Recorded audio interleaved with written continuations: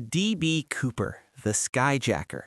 In November 1971, the world met a man who would become aviation's greatest mystery. He walked onto a Northwest Orient flight in Portland, wearing a suit and tie, looking more like a businessman than a villain.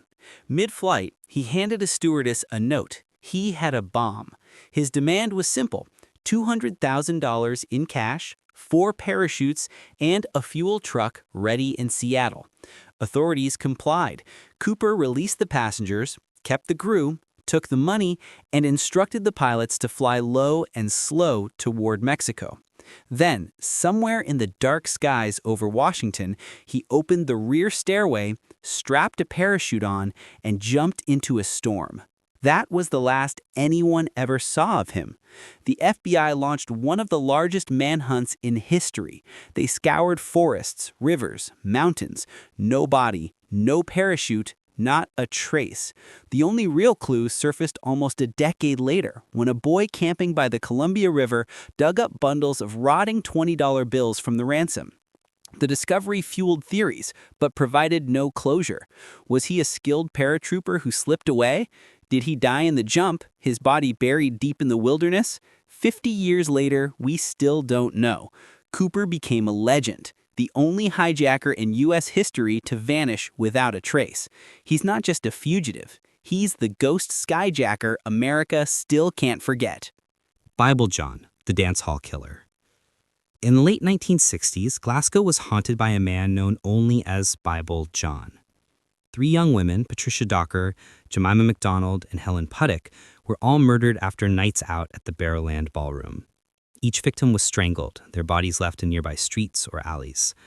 Witnesses described the suspect as tall, lean, with red hair, sharp features, and a chilling habit, quoting Bible verses while condemning women for what he called sinful lifestyles. That detail, spouting scripture, earned him the nickname Bible John. The last sighting came in 1969 when Helen Puttick's sister shared a taxi with him. She gave police the only clear description, but despite massive investigations, artists' sketches, and years of suspects, the killer vanished into thin air. Some claimed he was a serving soldier who returned overseas.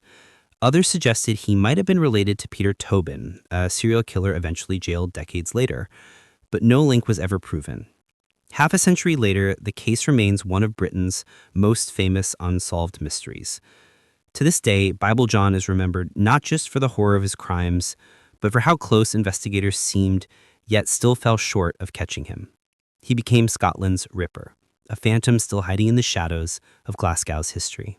The Zodiac Killer, California. In the late 1960s, California was terrorized by a man who called himself the Zodiac. His first confirmed attack came in December 1968 when a young couple was gunned down on a remote road in Vallejo. Over the next few years, he struck again and again: lovers in parked cars, a cab driver in San Francisco, at least 5 victims dead, dozens more possibly connected. But the murders were only part of what made Zodiac infamous. He taunted police and newspapers with letters, phone calls, and ciphers. Some of his codes threatened mass attacks on buses. Others boasted about killings with chilling detail only the killer could know. He signed them all with the now iconic circle and cross symbol, the Zodiac mark. Despite hundreds of investigators chasing the case, no arrest was ever made. A Vallejo man named Arthur Lee Allen became the prime suspect for years, but evidence was never strong enough to charge him. Dozens of other names have surfaced: teachers, ex-convicts, even new DNA leads, but none have ever stuck. The Zodiac case has remained open for more than 50 years. It's inspired countless documentaries and one of Hollywood's most chilling thrillers. What makes it so terrifying isn't just the brutality, it's that a man could boldly mock the world, engrave himself into pop culture, and disappear back into everyday life without ever being caught.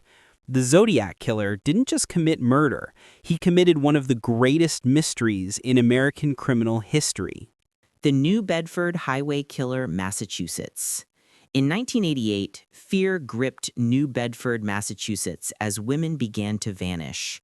Over the course of several months, 11 women, mostly struggling with addiction or caught in difficult circumstances, went missing. Several of their bodies were eventually discovered dumped along highways surrounding the city. Authorities immediately suspected a serial killer, but unlike cases with dramatic letters or confessions, this predator left no clues, no ciphers, no clear signature, just victims abandoned near the asphalt. Investigators interviewed dozens of suspects, from known criminals in the area to truck drivers and locals with violent pasts. At one point, 2 men were even indicted for related charges. Still, no one has ever been formally tied to the killings. The murders shook the community, scarred families, and earned the unknown predator the name the New Bedford Highway Killer. For 35 years, no real progress has been made. The trauma lingers not just because of the brutality of the crimes, but because an entire town had to live with the idea that a murderer walked among them, unpunished, undetected. The highway killer slipped into the darkness of history, his identity still one of New England's most haunting unsolved mysteries. The Phantom Barber of Pascagoula, Mississippi. In the summer of 1942, Pascagoula, Mississippi was home to one of the strangest mysteries in American crime. The Phantom Barber. At first, his crimes seemed almost absurd. He would break into homes at night, silently creep to bedrooms, and snip locks of hair from sleeping women and children. But then, things escalated. Families awoke to intruders, and one couple was viciously attacked in their own home. Panic rolled through the town. Residents bolted doors, armed themselves, fearful that a man who started with scissors might end with murder. Police eventually arrested a local German-born chemist named William Dolan, accusing him of the crimes. He was convicted largely on circumstantial evidence. But here's the twist. Decades later, many came to believe authorities had the wrong man. Dolan denied everything, and the attacks actually continued briefly even after he was jailed. So was the Phantom Barber ever truly identified? Or did Pascagoula's strangest intruder slip through the cracks, leaving an innocent man to take the blame? To this day, locals still debate whether the real Phantom vanished into history, never officially caught, remembered as a legend that blurred the line between small-town fear and true, unsolved crime. The Beer Bottle Bandit, Puerto Rico. In 1983, Puerto Rico witnessed one of the boldest bank heists ever pulled off, carried out not with guns, but a beer bottle. A man walked into a bank, clutching a bottle filled with gasoline, and calmly claimed it was a bomb. Terrified, the staff handed over cash. With nothing more than a bluff, the bandit walked out with thousands in stolen money and vanished into the streets of San Juan. Authorities launched a desperate search. Airports and ferries were watched, suspected gang connections were chased down, yet there was no arrest, no trace, no name. The robber didn't even need a weapon, just fear and confidence. To this day, nobody knows who the beer bottle bandit really was, or how he disappeared so cleanly from an island known for tight communities and surveillance at its ports. His story has survived not because of the money, but because it proves something simple and chilling. Sometimes, the power of psychology outguns actual weapons. And in this case, it allowed a fugitive to melt into history forever. The West Mesa Bone Collector, Albuquerque. In 2009, a woman walking her dog on the desert edge of Albuquerque made a discovery that would unearth one of the most chilling mysteries in modern America. Buried beneath the sand were human bones. Police began digging, and over the following weeks, they found the remains of 11 women, all tied to the city's sex trade or struggling with addiction. The media dubbed the unknown murderer the West Mesa Bone Collector. Investigators pieced together the lives of the victims, but their killer left nothing. No weapon, no signature, no trace. Theories pointed to pimps, drug traffickers, even men with ties to law enforcement. At one stage, FBI profilers suggested a local serial predator had systematically lured vulnerable women, killed them, and returned again and again to the desert to bury the bodies. But after years of searching and thousands of leads, the trail went cold. To this day, no one has ever been charged. Families of the victims still keep their memories alive with vigils overlooking the mesa, reminders that a murderer once operated in plain sight and vanished before anyone knew his name. The West Mesa case isn't just unsolved, it's proof that even in the age of DNA testing and digital forensics, entire campaigns of violence can still disappear into silence. The Servant Girl Annihilator, Austin, Texas. In the mid-1880s, long before Jack the Ripper stalked London, Austin, Texas was plagued by a killer the newspapers named the Servant Girl Annihilator. Over a span of one brutal year, at least 8 people, mostly young servant women, many African American, were slaughtered in their homes. Victims were attacked in their sleep with an axe, dragged outside, and left mutilated in yards and alleys. The murder sent shockwaves through the city. Residents patrolled at night. The mayor begged Washington for help. Suspicion fell on local lovers, jealous ex-partners, even vagrants. Dozens were arrested and questioned, yet whoever the Annihilator was, he slipped away unseen. What makes this case remarkable is that it may well have been the first American serial killer. Some historians even suspect the same man traveled overseas and reemerged as Jack the Ripper just 3 years later. No proof was ever found, but the timeline and brutality still fuel debate. Nearly 140 years later, the Annihilator remains an early shadow in American crime history. His reign of fear ended as abruptly as it started, leaving behind a city traumatized and a legacy that reminds us the art of the serial killer didn't begin in London. It may have started under the Texas moonlight. Jack the Ripper, London. In the fall of 1888, London's East End lived in terror of a shadow known only as Jack the Ripper. In the crowded streets of Whitechapel, at least 5 women, Marianne Nichols, Annie Chapman, Elizabeth Stride, Catherine Eddowes, and Mary Jane Kelly, were brutally murdered and mutilated in alleyways and small rooms.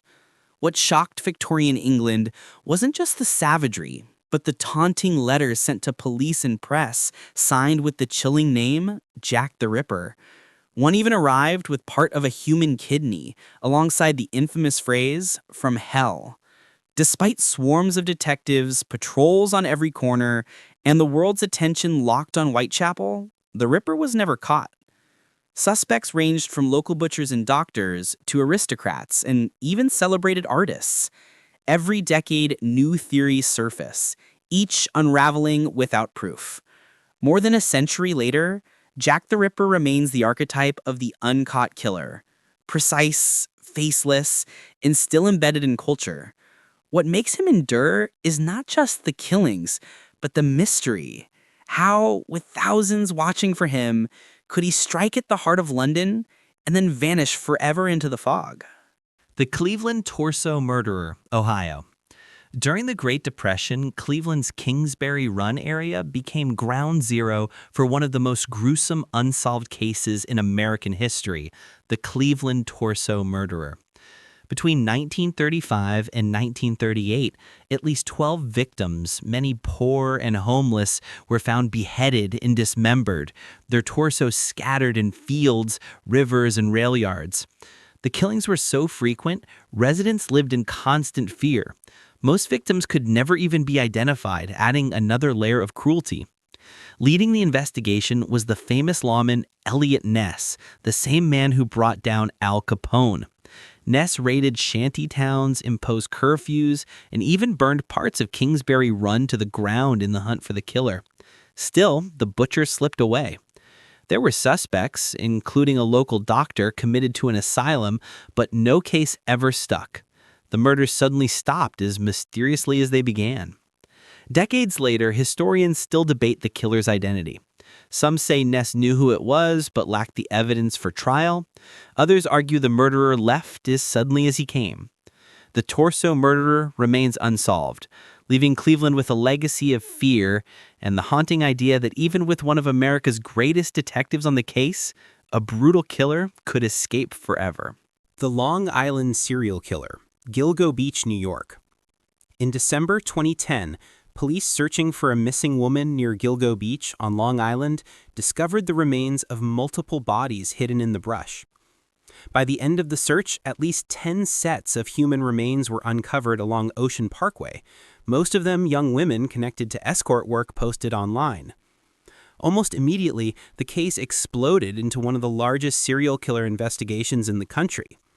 Detectives believed a single predator, dubbed the Long Island Serial Killer, or LISK, had used the highway as his personal dumping ground. But from the beginning, the case was murky. Did all the victims come from one killer, or were there multiple offenders operating in the same area? For more than a decade, new evidence came slowly, frustrated by bureaucracy and changing leadership. Then, in 2023, police arrested a man named Rex Heuermann, tying him to at least 3 of the murders. But even with that breakthrough, authorities admit several of the other cases remain unsolved, and the possibility of more killers hasn't been ruled out. That uncertainty is what keeps Gilgo Beach infamous. 13 years after the first bodies were found, Long Island still lives with the knowledge that not every question has been answered, and not every predator was caught. The Texarkana Phantom, Arkansas-Texas border.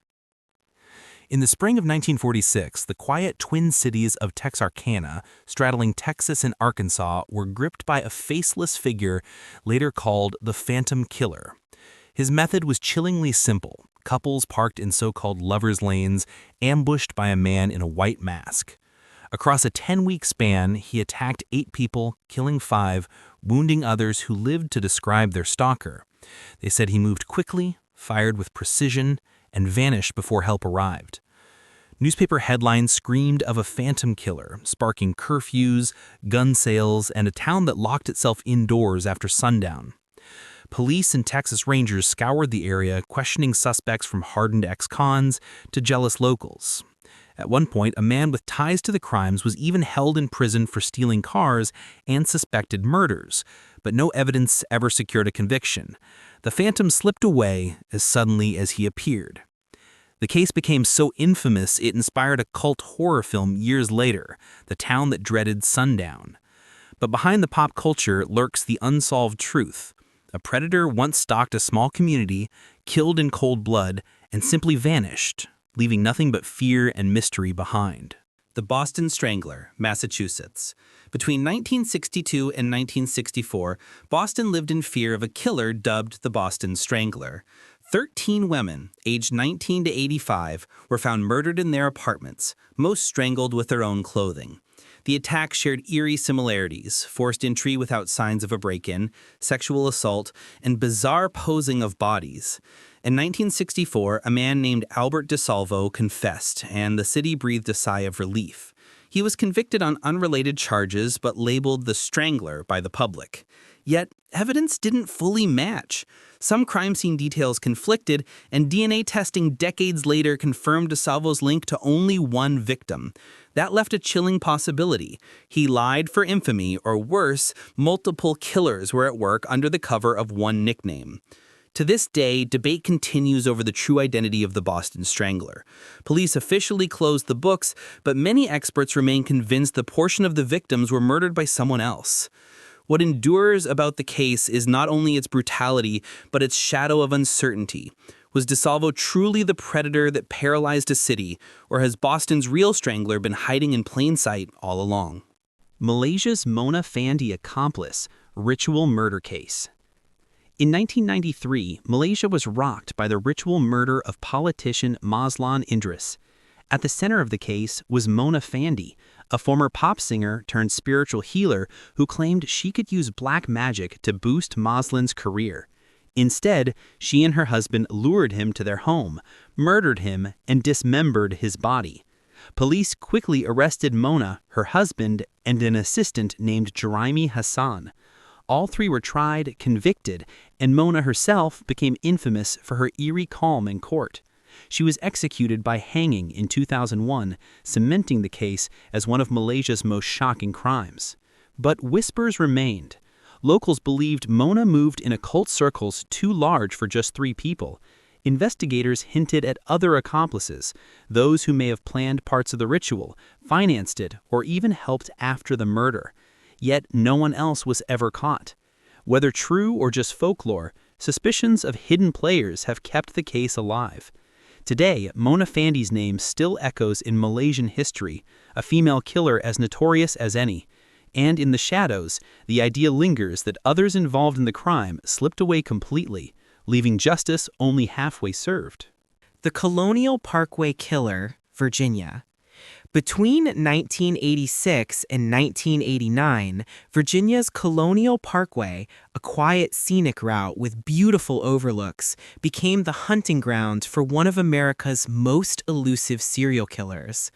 At least 8 people, young couples parked in secluded spots, were murdered in their cars or nearby woods. Each scene was strange. Some victims were bound, some strangled, others stabbed. In several cases, their vehicles were left neatly near the road, engines off, with little sign of robbery or struggle. The killer seemed organized, patient, and comfortable along the parkway. The FBI launched a huge investigation, exploring theories from a rogue law enforcement officer to multiple offenders using the same stretch of road. Dozens of suspects were interviewed, but no charges ever stuck. As the years passed, the FBI called the case one of its most frustrating cold files. Even today, families of the victims still push for answers. The Colonial Parkway Killer shows how a predator can strike in plain sight, at a tourist attraction no less, and vanish into history. More than 30 years later, young couples still drive the parkway, but the fear remains. The one who hunted there was never caught.